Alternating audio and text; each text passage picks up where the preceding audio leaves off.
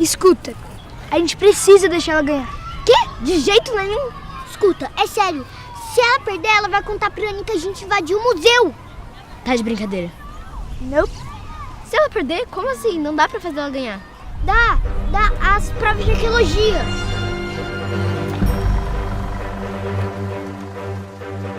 O trabalho do arqueólogo é muito importante. A escavação arqueológica de um artefato é um processo metódico e meticuloso que busca preservar a integridade do sítio e o contexto da descoberta.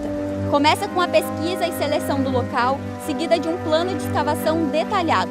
A escavação em si envolve a remoção cuidadosa do solo em camadas, registro minucioso da localização e características dos artefatos e triagem do solo para encontrar artefatos menores.